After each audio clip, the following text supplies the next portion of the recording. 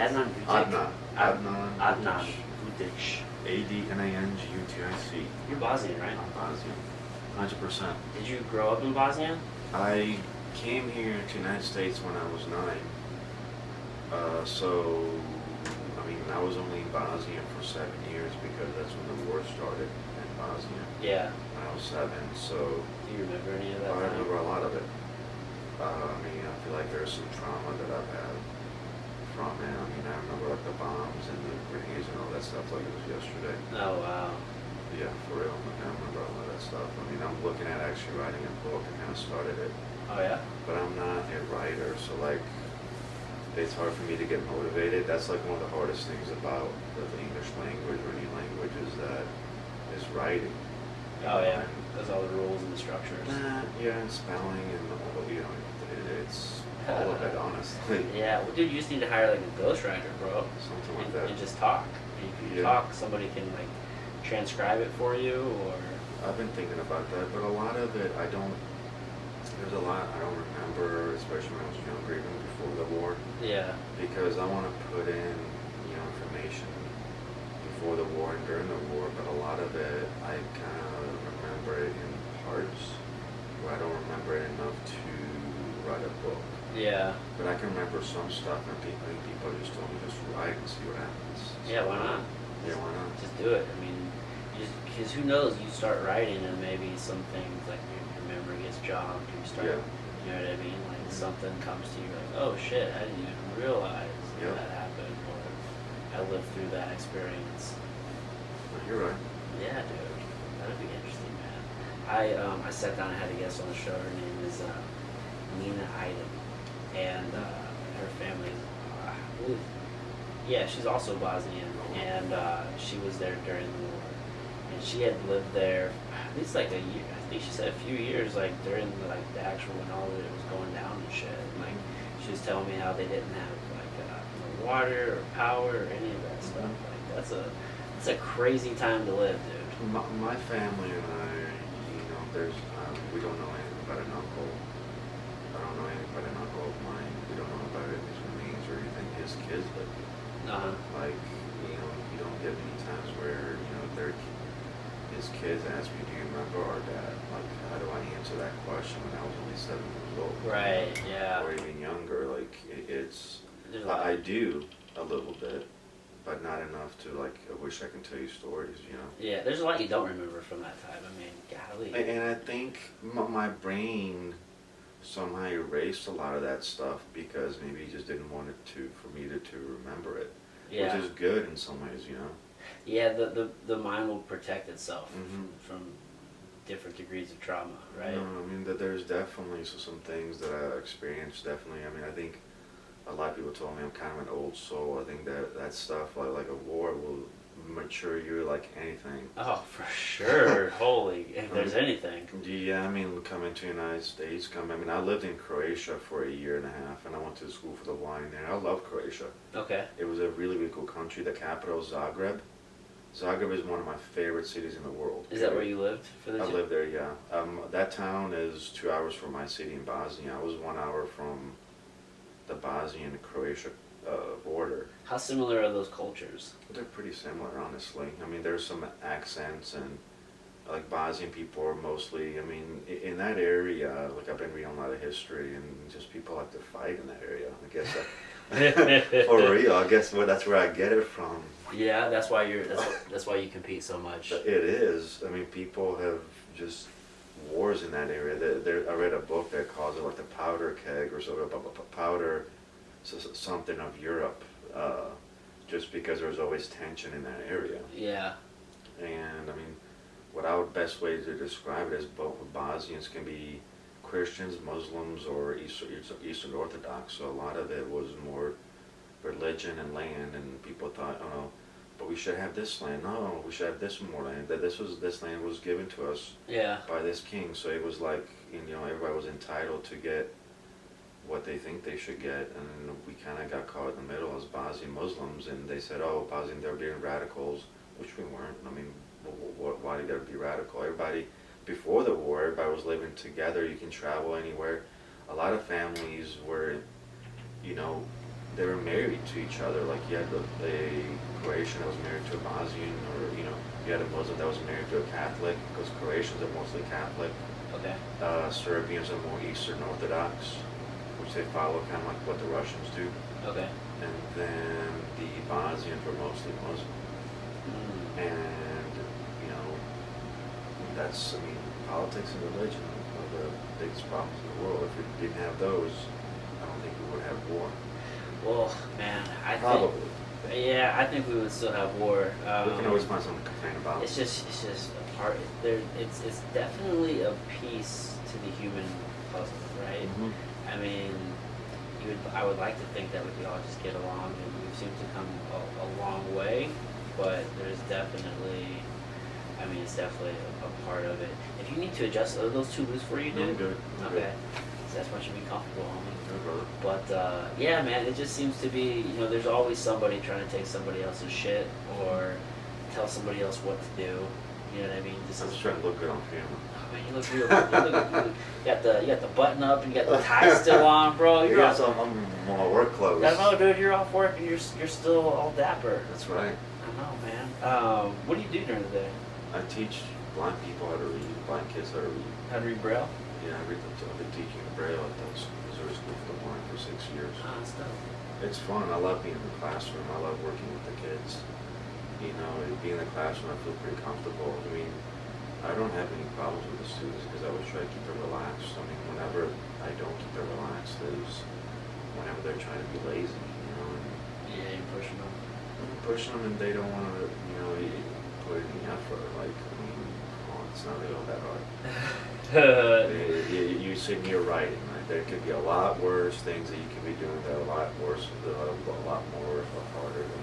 Oh, for sure. Get over it. Well, I suppose, growing up and hearing bombs and grenades and shit, that'll put some stuff in perspective for you. It's like, hey, you live in a fantastic time. Why are you acting like a little asshole right now? Yep, and I tell the kids, I want to treat you fair. If you're gonna come here with attitude, I'm gonna give you an attitude back. Yeah. I always tell them, if you're gonna be a smart aleck, remember, I can be a bigger smart aleck than you. So Yeah. if you want to play that game, go for it. Come on, you can play it. And it's weird, right? Because when you're a kid, you don't really have the understanding. But like, we're all just you're just you, right? And you were there at one point. Like, you were a kid, you went through school, you had to learn this. So it's like they don't understand that you understand. It's like, hey, dude, I was here. I understand what's going on. There are some kids that do, but you can still kind of have to drill into them a little. Because I went to the school, because I came here in '94 to the United States, and I went to different schools, the public schools. I got beat up, I got bullied. Yeah. I got, all that stuff that you would think a fat, blind little kid would. And I was an easy target. You were fat when you were growing up? Oh yeah, I was fat. I lost 28 pounds in one wrestling season. Nice. Just because even like kids that when I went to school for the blind with me, they even made fun of me. They're still kids. Family, Yeah. And they made fun of me, so I did something about it. I just stayed after practice, ran 3 or 4 miles, Nice.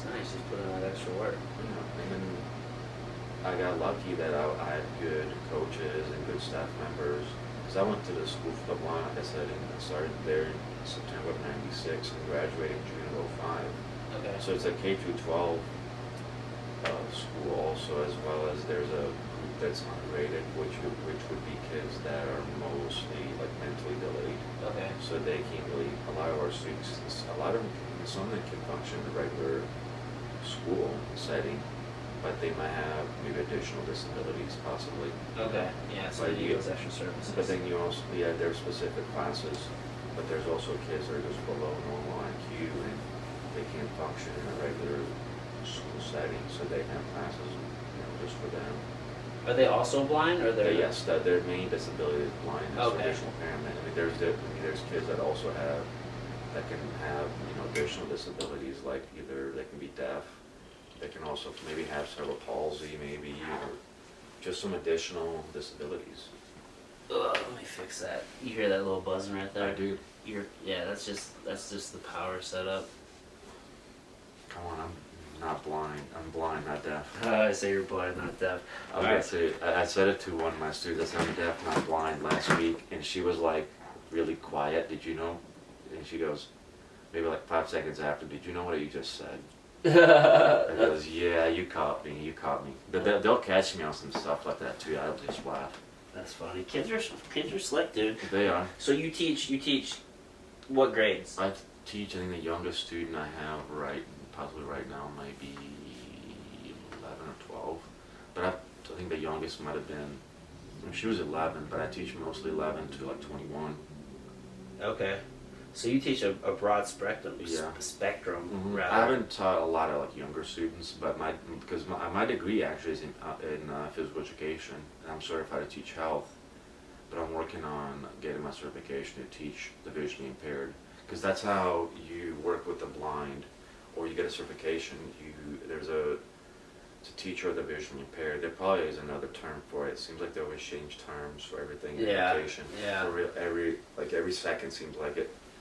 So that's what I'm working on, trying to get certified. Oh, right on, right on. Yeah, man, kids are interesting. Right on. More power to you, dude. It's fun. I also coached wrestling and also coach goalball. It's a sport for the blind. What is that? Goalball.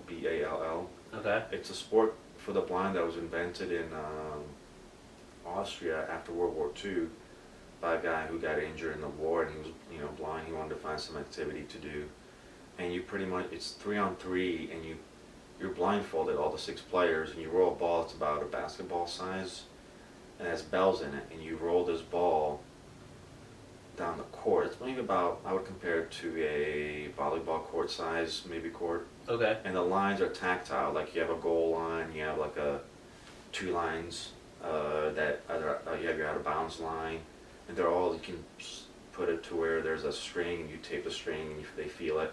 My school actually is, I don't know if it's the only one in the country, but I know it's definitely one of them where the goalball court, the lines and everything are actually engraved into our gymnasium. Oh, so you feel it. Mm-hmm. Oh. And so you feel the lines, and you roll this ball down the court and try to score other team's goal. So if you want to look it up, it's Goalball. Who do you compete against? You compete against other blind people who play it, and it's a Paralympic sport. So you can compete against different countries. Okay. So now you say you're at there's the Missouri School for the Blind, Yeah. right? Mm-hmm. Is there only one? That's the whole state one. I'm sure there's other organizations that work for the blind and that work with the Freeze blind. Freeze for me. I don't want to cut you off, but this is probably gonna die on us. I'm gonna unplug this and plug it back in over here.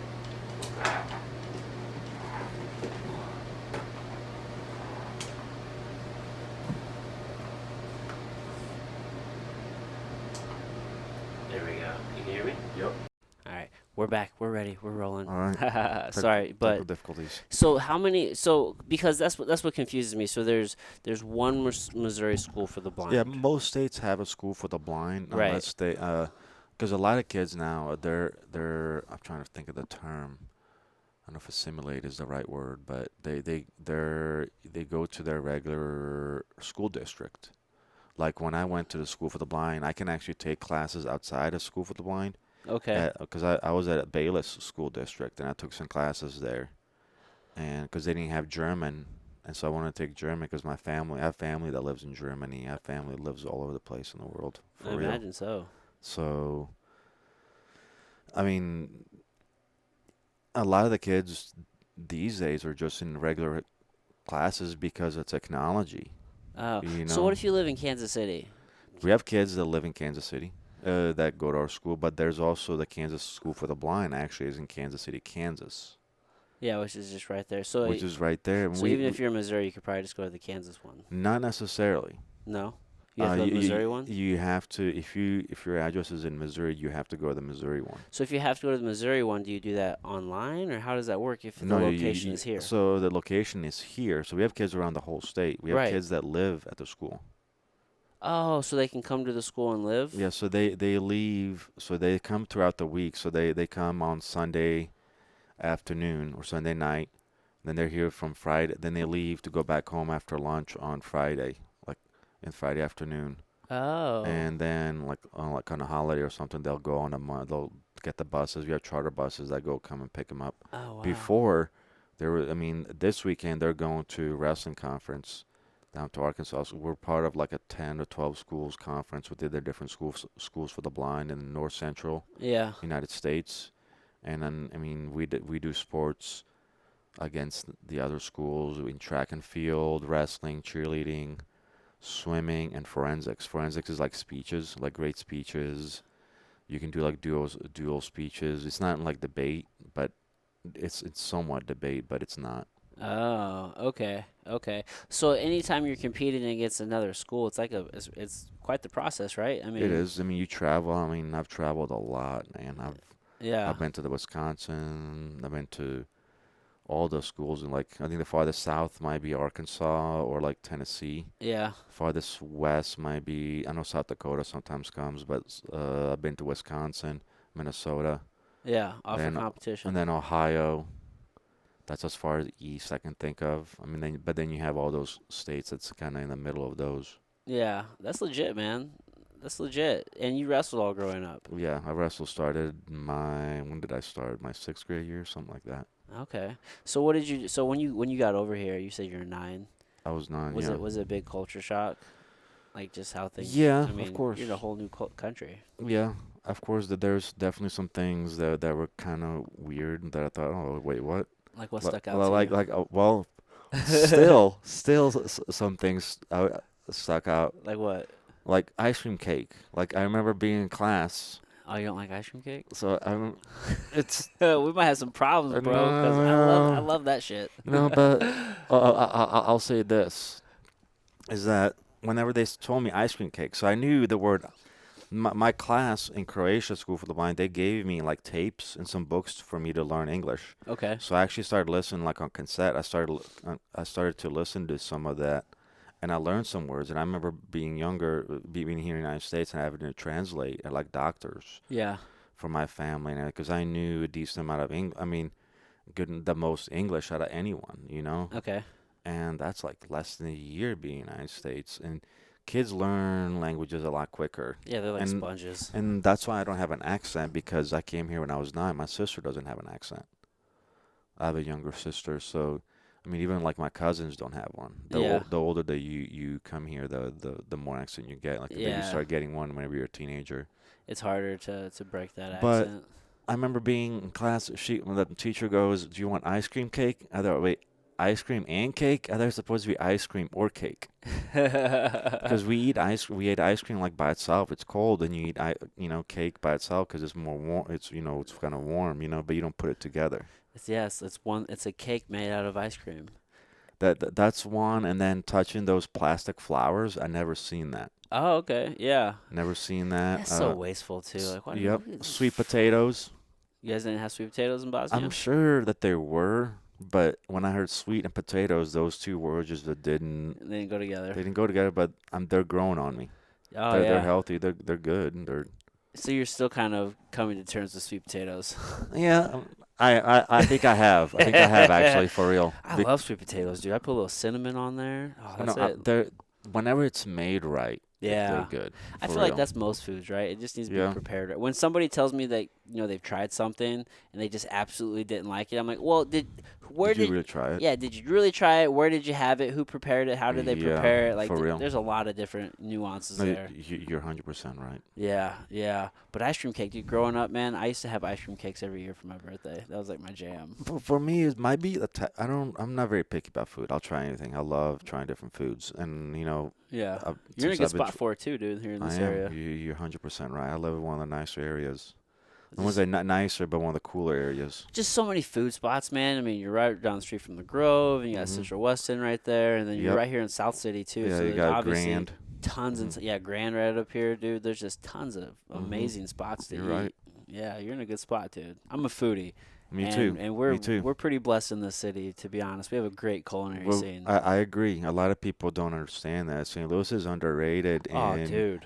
in a lot of things, I think. Oh yeah. Just because we get a bad rap because of all the shootings and dangerous areas. Right, and those statistics are skewed, right? Because Yeah. they're just talking about the city of St. Yep. Louis. They don't include the county. St. Louis is just a weird city. It is. It's just weird. I remember my uncle being in town in October, and he would whenever he lives in Luxembourg, and he came in and he rents a car every single time. The last couple times that he comes here, and he was driving down to my sister's, and she lives down in South County, and we're passing by some like neighborhoods and things like that. I go, is this a good neighborhood? Is this a good area?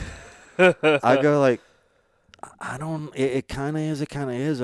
Kind of is and kind of isn't. I told him like, you can go 2 blocks one way, and it'll be $500,000 houses, but then you go 2 blocks more, and you'll see $5 houses. Yeah, yeah. So it's like St. run down and everything. So it's kind of like that. So it's hard to really know. Yeah, St. Louis is just weird. Just keep your head on the swivel wherever you Yeah. go. Just keep your head on the Anywhere. swivel. Anywhere, man. Dude. Don't get For real. complacent. Yeah. Don't look like an easy target. Yeah, absolutely. Absolutely. That's a big part of it for sure. I feel so just the other day, I usually walk in the morning times. I wake up pretty early and I go for a walk. I'm doing this program 75 Hard. Are you familiar with it? Mm-mm. So it's a mental toughness program. I'll just do a quick recap. It's 75 days straight. Every day you do 2 45-minute workouts. One has to be outside. You read 10 pages of like a personal development, nonfiction, kind of like business book or something. You drink a gallon of water. You take a progress pick every day, and then you like pick a diet and you follow it with 0 cheat meals and like no alcohol. So you do that, you do all those things every day. If you don't do one of those things, you fail the day and you have to start back over at day 1. And the goal is to go 75 days straight. So I've already done this once and I'm doing it again. So well, best luck to you. That dude, sounds pretty hard. It's, I mean, it's not easy. Yeah.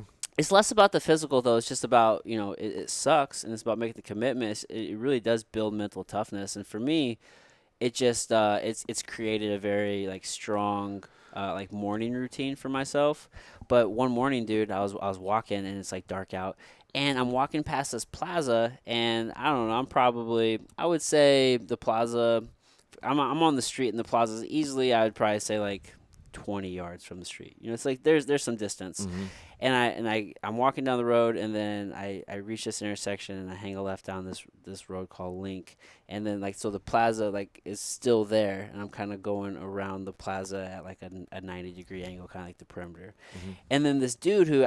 There's a laundromat there, and I don't know if this guy's just like homeless or what the deal is, but there's 2 guys out front, and this other guy, larger dude, kind of like starts beelining it towards me, walking towards me super fast, and like I'm already kind of past him, and now he's starting to follow me, and it's dark, and I'm starting to go into this area where I'm approaching like an apartment complex, so like there's not a lot of lights, and there's like a little bit of a wooded area, and this dude just yells, "Hey, nigga," and then he just like mumbled something. I don't know what he said, and he said it like 2 or 3 times, and I'm just like, nah, man, like I don't know what the fuck you want. Like I didn't say I don't know what the fuck you want, but I'm like, no, I don't have anything or whatever.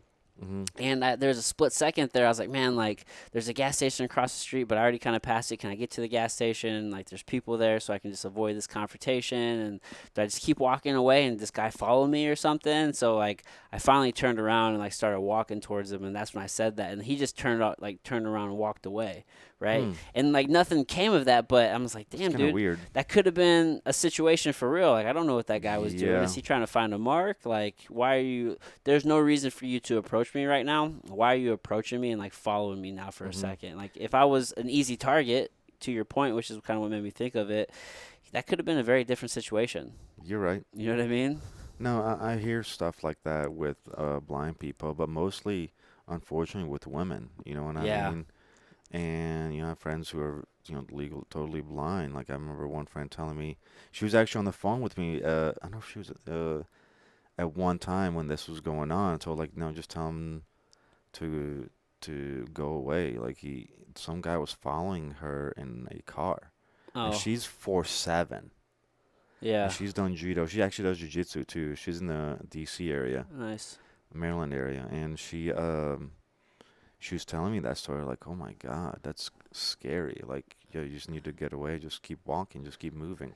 Yeah, man. It's unfortunate. It's good that she trains, right? So that way she's at least somewhat prepared. She's tough. She's a tough chick. Yeah, man. It's definitely good just to be prepared, whether that's like jujitsu or just some sort of training, dude. Yeah. You're right. So I was a fat kid growing up, so I can relate to when you said that you're a husky, dude. I grew like 13 inches in the summer and just like really thinned out once I started doing sports in middle school. Was that kind of your story? Like, yeah, for real. get in middle school and you just lose all that weight. And wrestling changed my life in that, like, I had a very good wrestling coach, and I had good track coach and swim coach. There were a lot of the coaches at the school for the blind, the teachers were very influential. Okay. Because my dad wasn't really there all that much. My mom helped me a lot. She passed away from breast cancer in 2012. Ooh, sorry. Yeah, I mean, it was one of the hardest things of my life, and I learned. And that was another, like, one of those life things that I matured and learned a lot. I think my sister and I both, and Yeah. I mean, she was 2 when the war started, so I mean, she doesn't remember too much. She probably, I mean, think about it. I mean, my mom was 27 when she was going through war and having to take care of me, a blind kid and 2-year-old.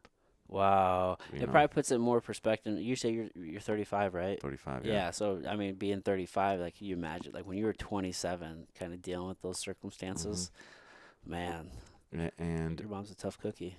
yeah, and that's like I said, wrestling changed it to where my wrestling coach was a big influence in that actually in the National Wrestling Hall of Fame. Oh, nice. Who's your wrestling coach? His name is Eugene Deke Edwards. Okay. They're like the trophy for like our conference championships named after him. He got inducted in '05. Oh, nice. Yeah. That's dope. And Dude, he's totally blind. He was a 2-time, I think, national champion. He wrestled for SIU up in Carbondale when they were like, in the 50s. oh, nice. But Yeah. Dude, there's just something about wrestling. That was literally the best decision I ever made in my life was starting to wrestle. It literally set the entire course of my life today. I feel like I've learned all my lessons. I had a very influential coach. His name was Coach Cagle, Phil Cagle. And I just learned so many lessons, man. Like one of the things that has set the tone for my entire life was because of a Sunday practice, because like wrestling was like 7 days a week. It was. I mean, you look at that picture right up there. Yeah. Micah drew that for me. Micah drew that. Yeah, you got wrestling and judo and jiu-jitsu. And jiu-jitsu, all so three of them. it's how I progressed. Micah Shelton. Yeah, that's a dope photo, dude. hmm Yeah, same here, dude. I started with wrestling, and I just stopped at jiu-jitsu. Judo's not my jam. I don't like to get thrown. I don't mind.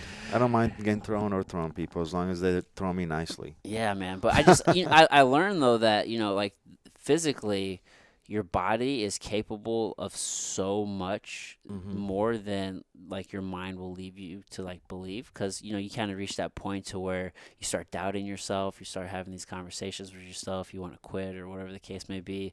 But if you can like break past that barrier mentally, I mean, it's funny because the mind is like the wall, but it's also like the key to like getting past that. So it's like a double-edged sword. It's like it's the problem and the solution. Yeah, you're absolutely right. Right? You're But, right. we went through a very hard Sunday practice, and it was like one of the hardest things I've ever done physically and mentally. Like, I would have never thought I could do that, but I did. Yeah. And then I realized, I'm like, holy shit, man. Like, our potential and power is just, it really is almost infinite. Like, if you fucking believe it, you can make it happen. Well, you gotta learn to be uncomfortable to be comfortable. Yeah. Think about that. It's true. It really is. You gotta learn to be uncomfortable to be comfortable, or learn from being uncomfortable. Yeah. Because how else? I mean, think about just basic weightlifting. I mean, how are you gonna increase your strength by just lifting the same weight for a million times, or are you gonna increase that weight? So you gotta get uncomfortable. I mean, you're gonna get stronger, but you're gonna get stronger differently. It really depends on. You gotta get uncomfortable. You gotta push yourself. Yeah, 100%, dude. Is that something that you learned through wrestling? It's definitely 100%. So I started as a freshman, and you said as a I was seventh grade? sixth grade, 7th grade. And what were you doing sport-wise before then? I mean, I started doing. Sounds like you did a lot of sports. I did swimming. Swimming was my second best sport. I did Okay. track and field. I did a little bit of powerlifting. Okay. I did. I played the sport goalball. Actually, I went to national championships. I was one of the top 6 players in high school. Oh shit! That one year, yeah. Nice. I played beeper baseball, which is baseball for the blind. I played that when I was a little older. Beeper baseball, like it's just baseball for the blind that has I mean, people can look it up. I don't want to explain it too much. Okay. So yeah, you did a little bit of everything. Now, did you won a state championship, right? Uh, In wrestling? I don't think I did. I No, don't think I don't have tournaments running together. So many. I've competed so much. I can't I think remember. I got like fifth. I got fifth at NAIA. Uh, Not an NAIA, but one of those AAU state championships. okay, I got fifth in that. okay, okay. I just remember. Bear with me just a second. I'm gonna restart this camera. That's why I'm getting up. But I just remember because just for the listeners, right? I mean, we went to school together at Mhm. Lindenwood, and I'm probably obviously mistaken, but I just thought that maybe I had heard that you had won like state for like the blind or I something. won our conference, our Yeah, schools for the blind conference 4 times. yeah, yeah. That's I still hold the record for the fastest pin in the finals. oh, nice, nice. 10 Yeah, seconds. that's probably what it was. I just remember hearing that. I was like, okay, that's legit. That's legit. Because that was, I mean, Lindenwood was like a melting pot, dude. I'm gonna tell you one of the best times of my life, and I'm gonna tell you one thing I wish that I want to go back and I wouldn't mind wrestling 2 more years because it went a lot of it. I met so many friends and so many good people out there, and Yeah, so many people. it was it was tough. You know how many times I never won a match for Lindenwood. I feel sad about that. I do. I really really do. It's kind of like a that's one of those little things that pushes me to succeed in judo. Yeah. Is I mean I never my I'll tell you a story about state. So I didn't qualify my first 2 years because I was gonna be too old. I was gonna be too old my senior year, official senior year, to wrestle. So I started wrestling actually in public schools my 8th grade year, Okay. and I went 0-2 my first 2 years, and then I got second in our district one year, and then I didn't. I went 1-2 at sectionals. That was the years whenever you had district sectionals in state, Okay. and so I qualified for sectionals twice. My last year of eligibility, I got ringworm the week between districts and sectionals, and it was the first time I ever got it. Oh, I never got like I go to my coach like, what is this on my skin? shit Like, itches. like I don't know, what is this? I never seen it, Like, oh my God, it's ringworm. He goes, yeah, just get Some, Lamisil, yeah, some and Lamisil. I didn't know anything about it.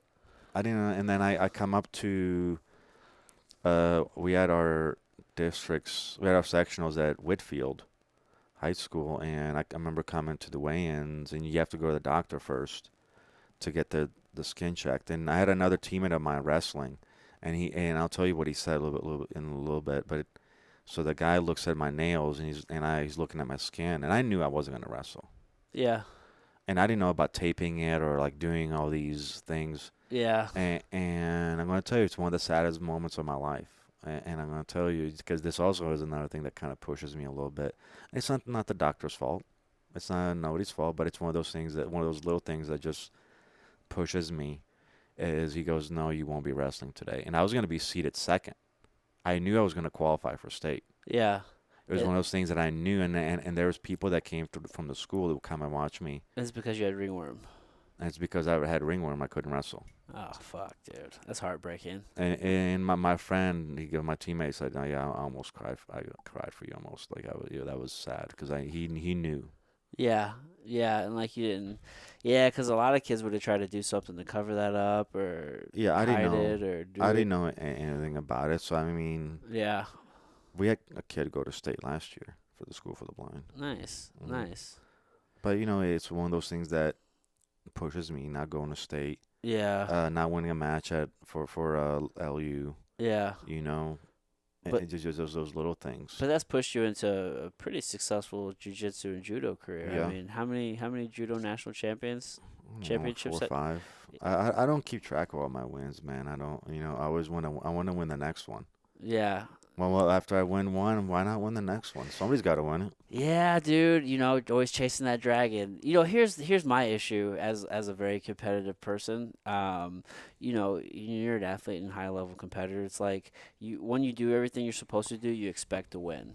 Hmm. So when you expect to win and then you do win, it's you don't get that same high. It's just like, all right, on to the next one. But then when you lose, dude, Yep. oh, dude, I'll think about it for months. You're absolutely Oh, I'll Yep. obsess over Yep. it. It's gonna take you to the next one, but then you get the next one, and it's just like, that's That's cool. That's actually another thing I learned. Look, you kind of have to compete. See, I compete in judo and jiu-jitsu, but a lot of it is for me. It is competition. I always tell my teammates, so you have how the hell are you gonna get better at something if you don't do it? Right. So if you're gonna learn how to compete, you're gonna compete, then compete. Yeah, it costs money, and like I mainly buy the pay for my stuff. I have the I'll just give them their names. If people can donate to these groups, it'd be really really cool because they've helped me a lot, but they also help other blind people out. And the Missouri Association of Blind Athletes, they actually have their trivia night, which is their biggest night on April 4th. Okay. It'd be cool if I can get like a table of people from jiu-jitsu and judo. Really, really cool. April 4th, which is a Saturday. Yeah. It's actually down here. It's an Epiphany Our Lord's Church. Okay. What are they doing? They're doing a trivia night. It's Trivia fun. night. It's fun. It's like from 7 till 9-ish, That's 9, cool. 9:30.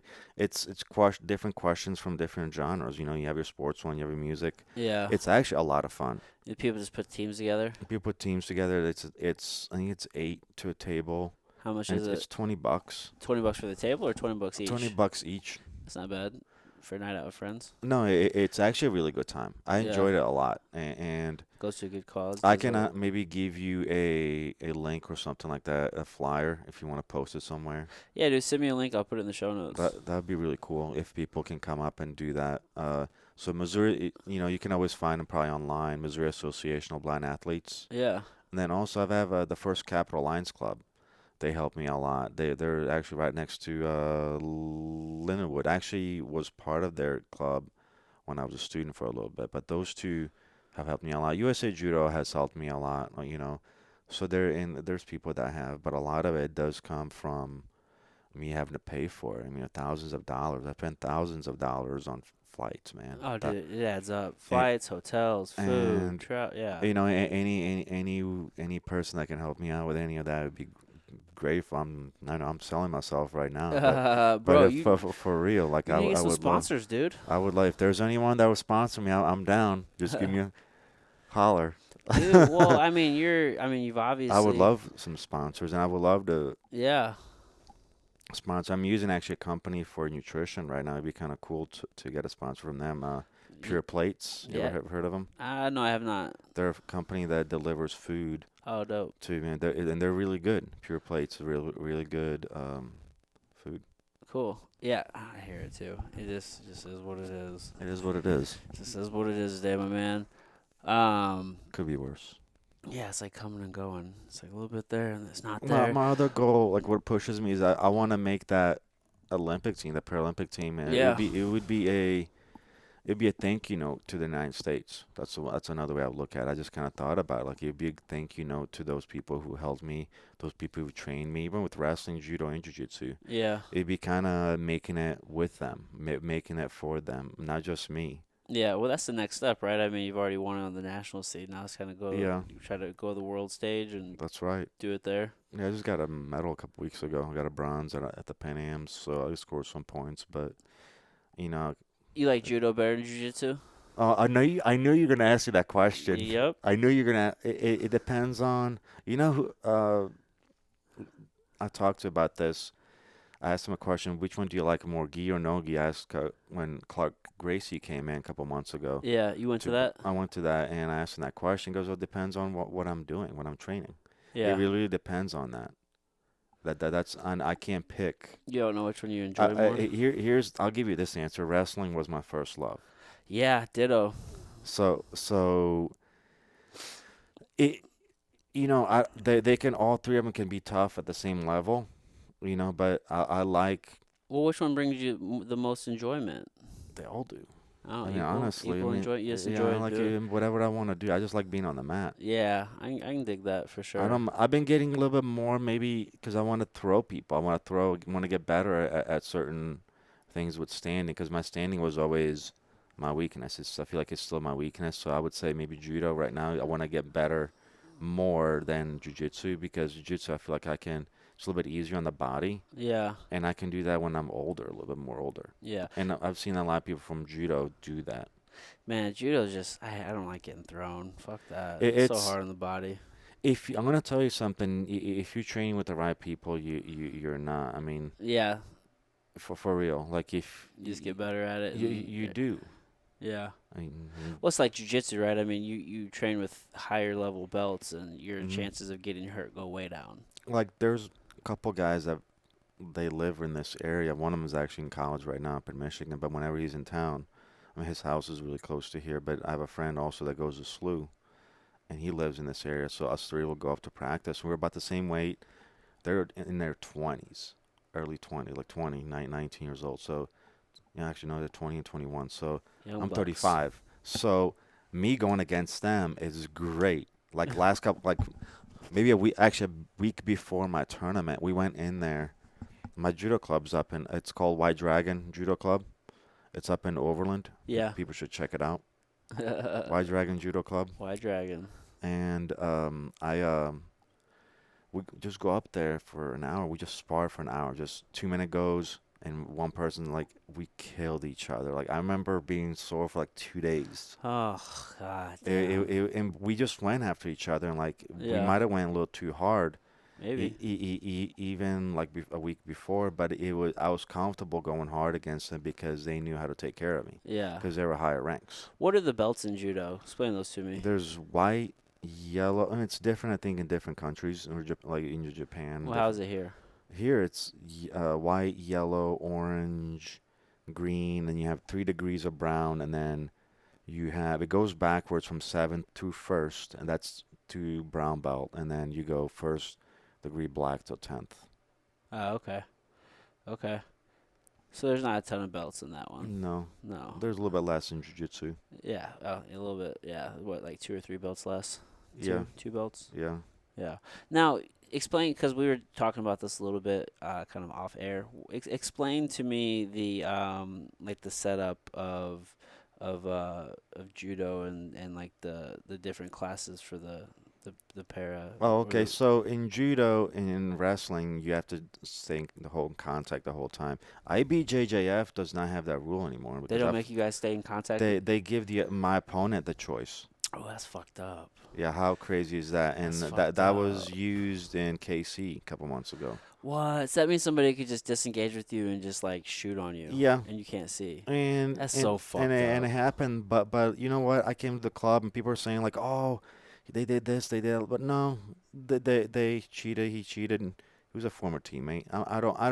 I can't blame him from doing what he did because he went after and he had a plan and he won his match. Definitely props to him. All's fair, huh? And I would have probably done the same thing. I'm a competitor, so I probably would. You like to win. Yeah, I like to win, so it doesn't really matter to me. And people can think what they want, but my thinking is, hey, I messed up on the sprawl. Yeah. I gave my back. There's a lot of stuff I did wrong that I could have done better too. So Well, he you fought clearly his take match. ownership, right? So it's Make no I'm the one that excuses. lost the match. Yeah, but in judo specifically, In- how does that? You start with the structure? grip. You start with the lapel grip and a sleeve grip, and you're supposed to stay in contact the whole time. Yeah, And with wrestling, you touch fingertips. right. Now, but you're saying that there are. Oh, there are vision classes. Vision So there's classes, right? vision classes, and this is with all sports for the blind. They separate them in this way for the most part, and they can be So like the first group would be like they call them in judo B1, 2, and 3. So B1 would be like no light perception, so totally blind to some light perception, where like if you flash the light in their eye, they can see a little bit of that light. Yeah. Now B2 would be from that light perception to maybe like 2600, 2500, something like that. Now, what does that mean vision-wise? That means seeing, like, that silhouettes? means I'm not gonna, hopefully I say this the right way. That's fine. What you see from like 600 feet away, I have to get 20 feet closer. I have to be 20 feet away from it. 20 feet away from it to see it. Yeah. So like if I'm looking at those lights, you can see those from 600 feet, but I need to be 20 feet away from so I can see it. I mean, 600 feet's that's a good distance. I think that's how. Maybe I even got. I don't think I got it backwards, but I think that sounds. Okay. Okay. I'm not a doctor. But tell me, what do you see? Do you see like I silhouettes? see shapes, colors. Shapes, colors. Do you see detail? I see detail. I can watch TV. I can read print. I can read Braille and print. Okay. How large does the print need to be? Because I remember hearing that when we were in school that you can see, like you told me, like with your glasses, like you can see things with your I glasses. can read like some of the print that'll be like on a newspaper. Like if I have to smell the paper too. Oh, really? So What does that do? I mean, I have to put the braille paper I have to put the paper by my Oh, like nose right just there, because just it's to so. see it, and Yeah, then just so because that's why I call it. I have to smell the paper. smell it, and then you can see it. Yeah. That's dope. So I mean, I have to bring it that close. Yeah, well, that's cool though. I mean, you at least you're not living in a complete world of darkness. No, if I was, I mean, I've had training to do that also. Yeah. I'm not afraid to go totally blind, but I'm not afraid to also have all my vision. You Yeah. know, the way I look at it, I was born totally blind, and I had eye surgeries that regain some of my vision. Yeah. And the way I look at it, you know, God gave us a deck of cards. We're just playing my cards the best way I can. Yeah. You know, we're all, you know what I'm saying? So Yeah, dude. There's play definitely, the card, best card you got. dude. There's something to be learned from that for sure, right? I mean, you can't. We don't have a choice over our circumstances, but you don't ever, from what I've gathered, just from us talking right now, like you never seem to take the victim route, right? You seem to take ownership always. Yeah, I mean, there's times where I don't. I mean, it's human nature. We're all don't want. Well, we all feel sorry for ourselves sometimes, right? But Oh, yeah, that can't be do. your default mode of operation. No, For it some shouldn't. people it is. No, I don't want it to be because it's. I feel like it's a mature thing to do. It's a way of look at it. I'm maturing by learning. Yeah. Was there a moment in your life you're like, well, shit, man, like I have to operate and navigate this world on my own? Like, Lindenwood. I mean, think about it. I learned a lot, not just in class. I learned it at Lindenwood. I mean, I was a goldfish in the Pacific. That's pretty what it was. Because at my school, like there was only 100 kids. When I graduated, I graduated with 15 kids. I was number one. oh, you were number one in I your was class? yeah. You're the shit, Yep. Adnan. So I was number one. But a lot of it, at the most, there was 120, 130 kids at one time at our school. Yeah. But then me coming from that small, and we were wrestling like the small schools. Yeah. So think about it, me coming from wrestling the small schools to bam to Lindenwood Yeah. is a huge jump. It's a huge jump. But You like I s- got my ass kicked every single day. I probably only got maybe 5 takedowns. yeah. And do I feel bad about it? Yeah, but what am I gonna do about it? I'm not gonna sit here and bitch about it. Right. You Who know, would listen? What's up? As in, who would listen if you did? Yeah, exactly. Nobody's got time for that. We got time for that. That's right. So I mean, a lot of it is just like you're talking about that earlier, that the mental aspect of it. Yeah. You know, and I was grateful for all the guys I mean, I'll say this. I mean, a lot of the guys gave me a hard time. They would come up and tap me on the shoulder.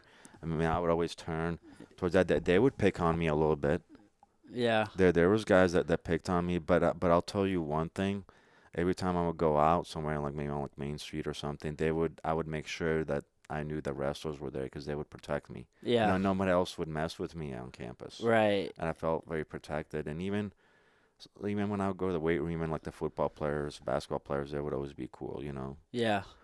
And and I appreciate that. I thought that was really cool. Everybody was great to me at Linwood. Yeah. Even Yeah. from the professors and the teammates and other friends and just any staff members, they were great. Yeah. Have you been back to the campus recently? Not the most recent. I would love to go and Dude. watch some wrestling. I would Dude, love. it's just fucking. I've seen a little bit. Yeah, it's but exploded, man. I Mhm. mean, it's just such. When we were there, man, like you remember, there was they were still building that Those performance dorm- arts center, and and they started building new dorms, and you remember across the street there's a whole neighborhood, and like they've completely wiped out that Mhm. whole neighborhood and built like a shopping center, and it's just Wow. they've really developed it, dude. Like, I'm not surprised. cause all that housing where all the wrestlers used to live, Mhm. you know that all that house over there, like Yeah. that all got torn down. It's Wow. no longer there. There's like a Schnucks and there's a Wow. bank. There's a whole bunch of shit there, dude. Wow. They've just built and built and built. They were kind of doing a lot of that even when we were going to school. You know Oh what I yeah, mean? yeah, They're yeah. buying land. Like, well, what is Lindenwood buying now? Dude, they own damn near all of St. Charles. I know. It's crazy, man. But yeah, man, I remember you out there, like you're going on all the runs with everybody. Mhm. Like, I mean, you always had somebody to fucking I was great. I had, people helped me a lot. I mean, to run with. mm-hmm. And the dating bait, that's one thing that I was definitely the thinking back, it was cool that no one babied me. No one, oh, a poor blind guy, which in certain ways you don't know what to expect when you come to that area, because sometimes that does happen. Yeah. Something, and that was another cool thing that I learned, that oh, life's not gonna, people are not gonna be that nice to you. And I'm not saying that in a mean way, but toughen up, buttercup. Yeah, dude. I mean, You know. shit, dude. You gotta figure it out. Yeah, I mean, there's usually probably somebody out there who has a little bit harder than yourself. Mm-hmm. It's always There's always someone that's in the worst situations that you're in. yeah, I always try to keep that in mind. I always try to keep that in mind. Mhm. So, dude, when you're training for these tournaments, man, like, what's your training schedule looking like? Anytime I can get it, I try to work out in the morning I'm working out with the USOC, U.S. Olympic Committee, like strength and conditioning coaches Okay. and So you're doing sports strength nutritionists. training. I do strength. I mean, I try to get on the mat if I'm training full time. I want to be on the mat 4 to 6 days a week. Okay.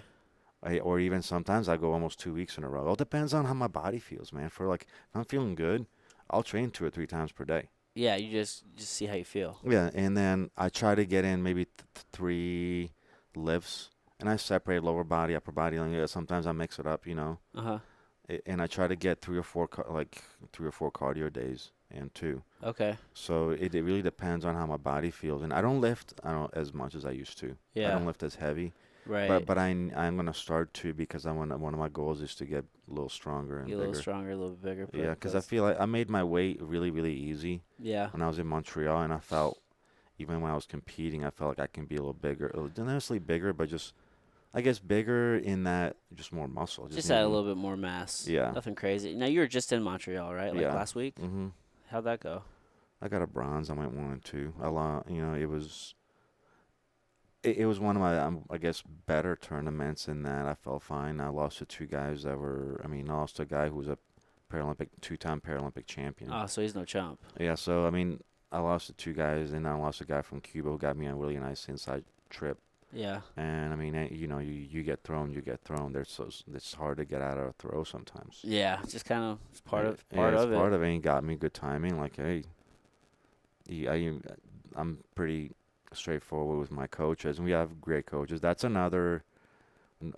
So a couple other people that have been very influential is my judo coaches, like here in St. Louis. I Yeah. have multiple guys, but also my Paralympic coach, Scott Moore. And his wife Heidi. They've been great. Like, man, my first ever tournament, they had me come out in Denver. They live in Denver, and I stayed with them for a couple weeks to train. They at least let me stay in their house. Oh, nice. When I was going to a center for the blind up in Denver, I told them I want to come back and train, and I went up there to that center just to train judo, just to train with them. He was a great, influential person there, because they're both badasses. It's They're good to have people like that.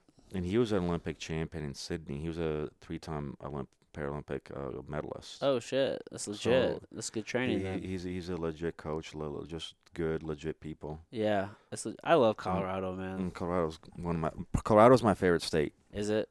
Yeah, Yeah. I love that place. My absolute favorite city is I'd probably say if I had to pick a state, probably Colorado's up there for sure. It's just so beautiful. I love California, but my favorite city in this whole place of America is Austin, Texas.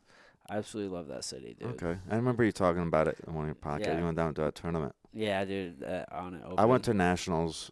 1 year. It was down in Austin. It was cool. I like that place. It's cool. It's cool. What's your diet like, dude? I mean, we talked about you being a little bit of a foodie, but like, how do you? I get these meals that are prepped. I get anything for breakfast. It's kind of cool because I can call them and just say, can I get more breakfast? Can I get more snacks? And then Yeah. I eat at school. We have a pretty healthy lunch, and I can choose from salads or whatever the kids are having. Yeah. And I keep it. The way with nutrition, I feel like I eat whatever I want, whenever I want. It's just you keep it healthy. I think all of us know what's healthy. We just choose not to eat it. Most people know what to do for sure, right? Anybody that's listening to this podcast, I'm sure 99% of them are gonna know what's healthy. But more fruits, more vegetables. and I try, and real I get meat. more disciplined with it when I get closer to my tournament. It just depends on what weight I want to be. How Yeah. much I want to weigh. So then I've been getting better at my nutrition since I've gotten older. Just eating healthier because you know, Yeah. if you eat like shit, you're gonna feel like shit. You got any weaknesses? Nutella. Nutella? If it feels Ooh. like the Nutella is one of those things Nutella's good. I get when I'm having to cut weight. Yeah. I don't know why, but That's your I like jam. sweets. Dude, there's a period there I used to kill Nutella, man. Like, I couldn't keep a jar around for the life of me. Probably just any like chocolate stuff. I don't eat a lot of like chips too much or Okay. like sugary stuff like Yeah. Yeah.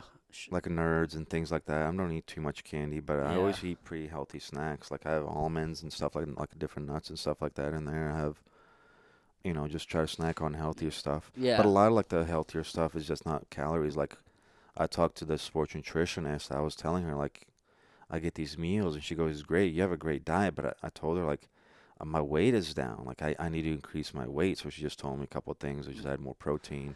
More protein. Carbs, Yeah, you could definitely get some more carbs in there, some healthier fats, or just Mhm. different things to Was kind you of add pack more in those rice? calories. Was you Rice is good. Was you add more rice and just some more things like that? Yeah, yeah. There's definitely nothing wrong with carbs, especially with how active you are. Mhm. You know what I mean? Like you're such a high level athlete that when you're being active, you definitely are gonna be burning it off. I don't set a lot of limitations on myself because I used to do that when I was cutting weight when in Yeah. wrestling. I don't want to do that Yeah. anymore. I don't Yeah. want to cut weight anymore. Dude, never will I cut weight for like a jiu-jitsu tournament or anything like that. Never. And sometimes I don't mind it just because I'm so used to doing it. Yeah. But I've gotten better to where I don't really want to do it all that much. Yeah. Do you Not cook? all that much. So I know you mentioned. I mean, you get the meals delivered to you. Do you cook at all? I'll cook once in a while, yeah. Okay, it's not your jam. No, not really. Yeah, I'd rather have someone cook for me. it saves time, dude. It's That's right. convenient. You can kind of focus on some other things. You're right. You're right. Yeah. But I do need to start cooking more because in some ways it is cheaper. It is cheaper. It takes more time. Some people like Yeah. it. I enjoy cooking. It's kind of therapeutic. I like cooking with other people, so Yeah. I don't have anybody to cook with me. Always gotta get someone in here for you. That's right. We gotta get you on Tinder. That's right. I tried it. Nah. Dude, No. I hate that shit, dude. The dating scene sucks, dude. Yeah. It really does. I'm glad I'm not on it anymore. But I'm on it, but not on Tinder. dude, yeah. You on Bumble? Is that what you're doing? No. I tried, but that one's not all accessible. Like my phone, certain apps are just not accessible. Yeah, yeah. That's true. That's true. And the Bumble actually wasn't. And maybe I don't know. I don't know. Shit, dude. Maybe I'll use this podcast. Maybe some girl will hear it. I don't know. we get you hooked up off of this. Who knows? That'd be funny. Whoever's listening, this is. It's one of that commercial out there. Oh, that's funny, bro. That's good shit, man. So, dude, whenever you're getting ready for tournaments or anything like that, do you like to listen to like anything like super motivational that kind of like get you going? Like, No. for me, there's times where don't. I pick a song, dude, and this is gonna be the fucking theme song of my camp, and it's gonna be my walkout song. Like, this is what I'm gonna listen to. You don't. I keep it. The less I think, the better I do. So Okay. for real, like I don't even want to talk or think about judo or any sport that I'm doing whenever. Yeah, you try not to overcomplicate it. Yeah, like last thing I want to think that whenever I think about it is whenever I'm on deck. Yeah. Like I don't want to think about it. Like I want to think about winning. Yeah. That's honestly what I think about. Just winning. Just winning. I love it. Yeah. Because what else? Well, why else think about other stuff? I mean, what else do you got to think about? Like, why do I need to think about what Eminem's singing about or DMX is singing Dude, about? some of those things get you jumped. No, they do. It's the mood, it's the feelings. Just gets you ready, get you in the It zone. does. It does.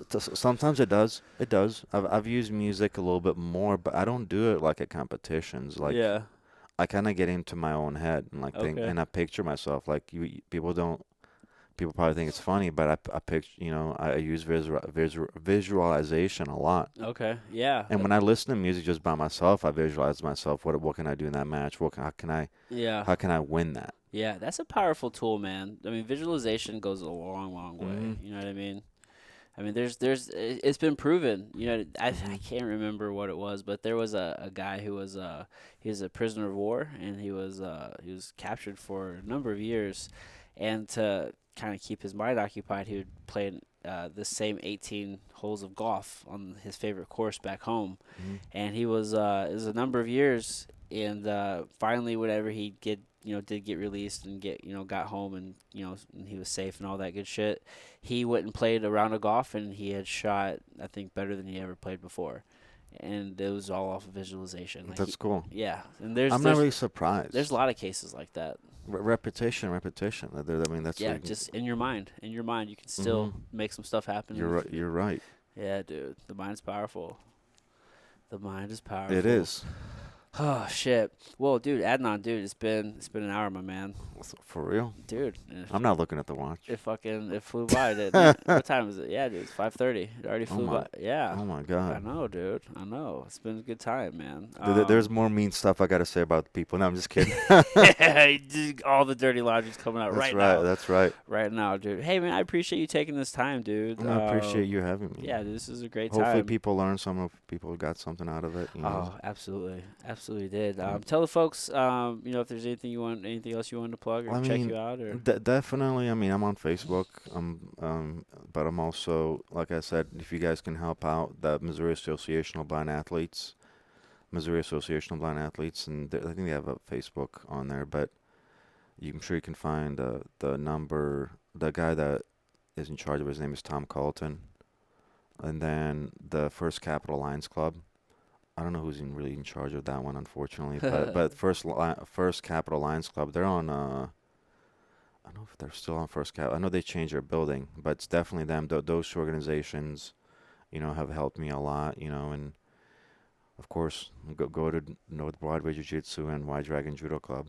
Oh, right on. Those are two main places I train at. I train at Kirkwood Judo Club.